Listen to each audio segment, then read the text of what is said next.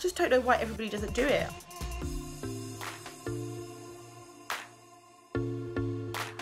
Hi guys, and welcome to my channel.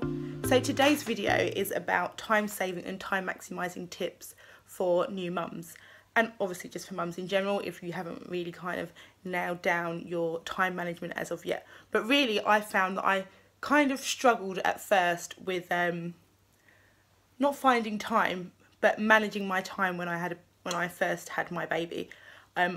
My daughter Allegra, if you haven't watched my videos before, she's 8 months old.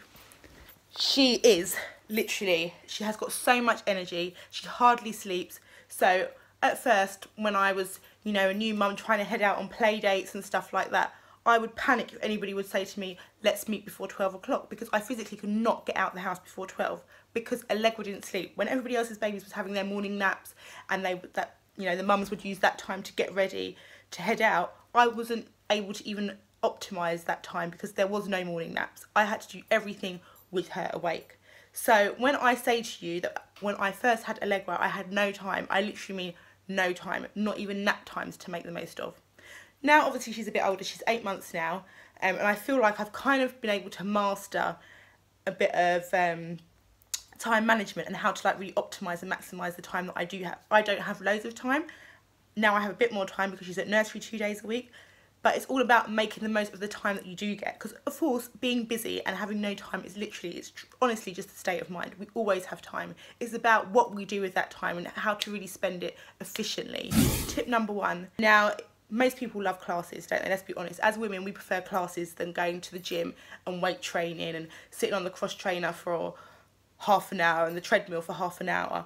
But the reality is you can get so much more done in that hour in the gym. And I'm not talking about working out wise, I'm talking about while you're in the gym you can catch up on your Netflix programs, you can WhatsApp your friends, you can catch up on social media, you can be on the treadmill and be like Instagramming away, you can, you know, you can do so much more while you're in the gym. You can do your food shopping online, you can watch YouTubers and find out what's in Zara, Primark and I don't know, wherever, all while you're on the cross trainer or on the treadmill. When you're in a class, your time is completely consumed. Of course it's nice because your mind is free and left to float and wander away, but the reality is once you come out of that class there's still 101 things on your list that you've got to do or that you just want to catch up on, and the reality is that some people might think that, you know, that's a luxury, being able to catch up on social media and being able to, you know, watch Netflix and whatever once you've had a child, especially when your child is young. But if you can still do things to make you feel a little bit sane, a little bit normal, a little bit like the you that you were before your child was born, why would you not do that? And you can do that in the gym while you're working out, so it's a win-win situation. Tip number 2 is makeup. Now, I love makeup. I've always loved makeup. I've been like watching YouTube before YouTube was the big thing and getting tips on how to do my makeup. So for me, being able to, I've had to get used to going out without a full face of makeup. Even when I used to go into the office, I would still have, I'd have probably a lot more makeup on than most people would. Not saying that I pile on and cake on the makeup, but as in I would still have eyeshadow and foundation and eyeliner, and my eyebrows would be done, and I would still maybe have a bit of contour, a bit of highlight, which is a lot more than what most people do to go to work or for their daily routine. So for me, not having that time to do makeup anymore has been tough. And I remember when I first used to go out with Allegra and take Allegra out when she was first born, it used to be a war because I still was trying to do this full face of makeup. And obviously because I had just had a baby, I was feeling really self-conscious and my makeup made me feel really good about myself. But the stress that I had to endure just to be able to put that makeup on, it just wasn't worth it. So then I was like, you know what? I need to figure out a new way to still feel comfortable and confident in my face and still do my makeup, but, you know, just condense that time, like condense that makeup routine. And what I came up, well actually I don't know if I came up with this or if I heard it on YouTube or I've heard this somewhere or Pinterest, but it's about the 3 product rule. So it's basically whittling down your makeup routine just to 3 items in your makeup collection. And obviously that's down to you, like what's your most kind of key feature or what you like to highlight most when you do your makeup.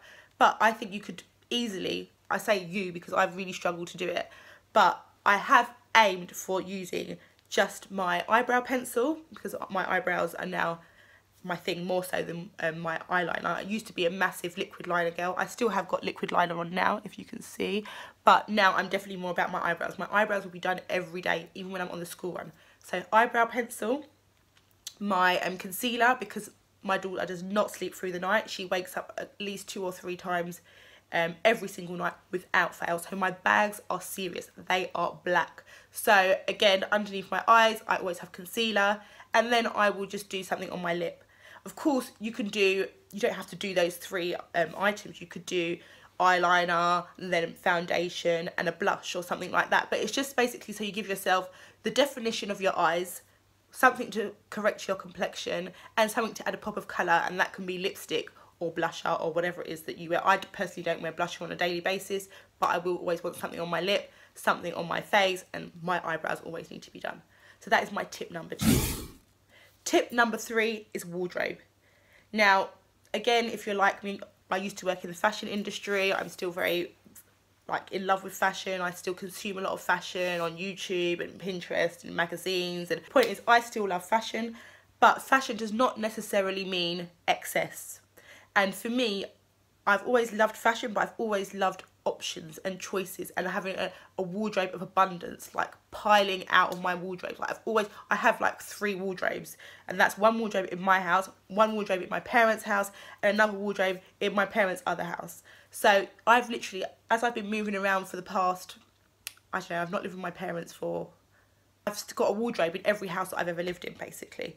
So the point is, that choice is unnecessary, and all that's going to do, just like with makeup, it's just going to stress you out. You don't even have the time to sit in your wardrobe and look and think, okay, I'm going to piece this with this today and that with that and blah blah. No, that is unrealistic, and it's just not worth it. Fair enough if you have a whole day to yourself where someone's got your baby and you really want to treat yourself to putting together a really nice outfit or whatever, and you've got that time, fair enough. But generally, if you're getting ready and your baby's with you, or you're trying to get ready while your baby's sleeping, or however you want to do it, in all fairness, you probably won't even have the time to be that creative. So you basically need to find a formula that works for you. So for me, I know at the moment, I'm not really wearing dresses, I'm not really wearing skirts, because I just don't feel comfortable in them. So I found what I feel comfortable in, which is like a nice kind of top. I do love kind of boxy, kind of Celine square shaped tops. Covers my stomach, covers, you know, all of my sins, and then I wear a pair of jeans, whether it's skinny jeans or cropped kick flare jeans or whatever. But that's my formula. So I've basically just bought that over and over and over again, just kind of emulating that style each time, but just kind of changing it up a little bit. And if someone calls me and says, Aisha, do you want to go out today, or should we do a play date or whatever, I know that's the outfit, it's there. I don't even have to think about it. I know what boots I'm wearing, I know what coat I'm wearing, because I've basically whittled down my wardrobe to the bare minimum. And how I've done that is I gave half of my clothes to my sister when I was pregnant, because I was like, I'm not going to be able to wear these now. And after I've had a baby, I might not even want them. So she has half of my clothes, and the other half doesn't actually fit me, so I can't wear that anyway.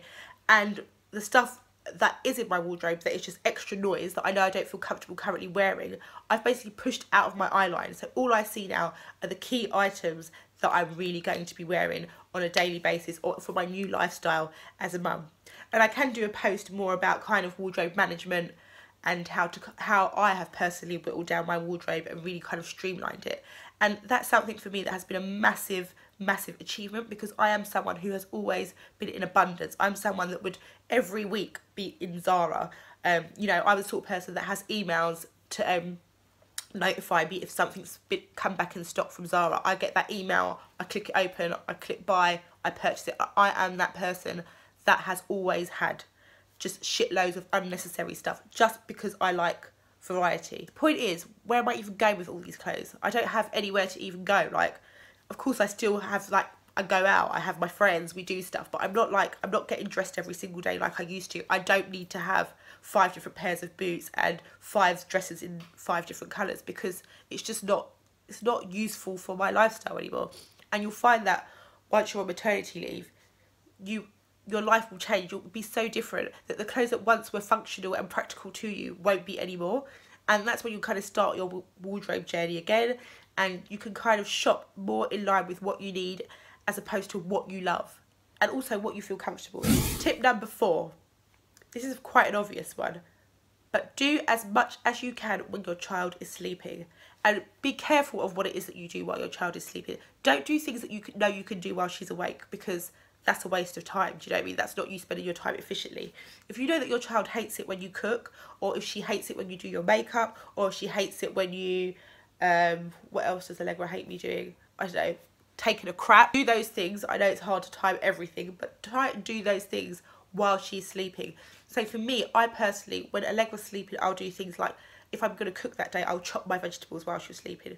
And while I'm chopping my vegetables, I'm also watching YouTube, or I'm listening to a podcast, or I am, I don't know, watching something on Netflix. I'm always trying to do as many things as I can in one time to just stay, you know, on top of things consumed and still in touch with the things that I love as much as I can as well. So while she's sleeping, I know that I will definitely start prepping my dinner. So I will chop the vegetables, I'll probably boil them, I'll do as much as I can of my cooking, so that literally once she's awake, it's literally just an issue of chucking it in the oven or leaving it to boil, or just waiting for it to heat up later when my husband gets home. So cooking is one thing that I find a really good chore to do while the baby is sleeping. Things like if you've got to send email, maybe have a few conversations, if you're interviewing for work, or if you've got to catch up with work, do those things while your child is sleeping, because it's something that you can't do while she's awake. If you know you can shower with her awake, if you can put her in her bouncer or her rocker or whatever while you shower, that's fine.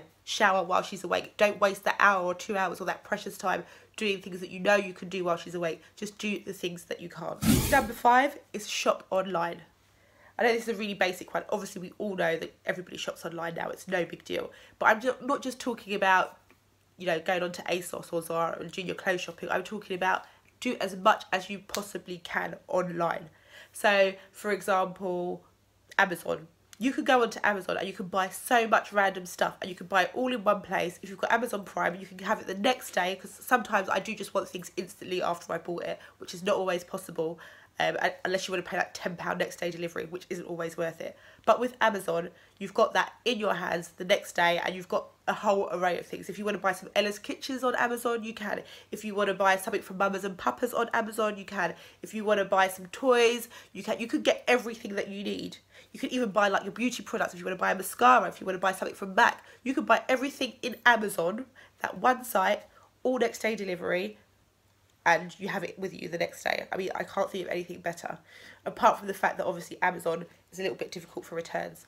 Now ASOS sells so many different brands, and also lots of high street brands, or, well, like fast fashion brands. So I personally don't shop in places like Misguided or Boohoo or whatever those places are called. But they are all available on ASOS now, as is New Look. Is Reese on ASOS? I don't think Reese is on ASOS. Or it might be, I don't know. River Island, as is, what else is, Whistles. So there's lots of brands that you can shop on ASOS that, if you're a member of Amazon Premier, all you need to do is order as much shit as you want. Whatever you don't like, you just go on to ASOS, book your Hermes Courier. God, got Hermes on the brain. Book your Hermes Courier, and they will come and collect whatever it is that you don't want from your order. And you can choose where they collect it from and when they collect it from. And the good thing with ASOS Premier is that they deliver next day. Ooh, I think you pay like £14, or is it £10? It might have even gone down. I think you pay £14 or £10 for the year, and that's it. Next day deliveries and free returns for the whole year. I mean, what is better than that? That's definitely like mum solutions there. And then with food shopping, I know that obviously as a mum on maternity leave, you do spend a lot of time at home. So any excuse to go out is a good excuse. However, it's not always so easy to do with a baby, especially if you need to do a proper shop. So I always find that shopping online is a massive, massive help. All you have to do is book your slot before 11 o'clock with Sainsbury's, and you can have your shopping with you the next day. They bring it into your kitchen. I just don't know why everybody doesn't do it. I mean, of course it's a little bit like, oh, so you will never ever need to leave our houses. But I just think it is such a time saver, especially if you're having a dinner party or you're having people over the next day and you don't have time, because you probably need to clean your house, you probably need to prep, as well as go to the shop. It's just too much hard work. And actually, think of how limited you are with what you can carry when you've got a baby with you. And again, for Christmas, forget going to the shops. Like, it's coming up to Christmas now. It's already getting busy out there. I mean, how do you even find a child parking space nowadays? I mean, I struggle to, I've literally not found a child's parking space since I've had Allegra. I think maybe once or twice, and it's all I've been dreaming to do since I've had a baby is park in the parent and child parking space, and I never find one. You don't have to worry about having to get your baby ready, having to get yourself ready. That's hard enough in itself. Then having to pack the bag for the baby, then having to load the pushchair into the car, and then finding a parking space when you get to wherever it is you're going to do your shopping. God knows if you're going to even find a parent-child parking space. And then having to get the pushchair out, set the pushchair up, have to get the baby out, put the baby in the buggy, go shopping, struggle to carry everything because you've got a push buggy and you've got to hold this and hold that, it's a nightmare. And then you have to do the whole process again just to get back home. Why would you not shop online and avoid the whole palaver? Whether that's food shopping, clothes shopping, Amazon shopping, whatever it is, do it online. So, tip number 6. So I love to be connected. I need to be connected as part of my job. You know, I work in fashion, I work in digital content. These are all things that are fast paced. They move really quickly. I'm probably actually speaking really quickly right now. So I need to stay on top of these things. I need to know what's going on. I need to know what's happening in the digital world, in the fashion world. So I don't have the time to kind of read magazines anymore. I don't have the time to be on social media the way that I used to be. So my way of kind of consuming all this information and literature and stay on top and stay connected is to consume it all via video and audio. So if there's a book that's come out that I really love, you know, at the minute I haven't done this, but if there is a book comes out that I really want to read, I'm just going to do it audio. I'm going to check that the book is available via audio and I will download the audio book.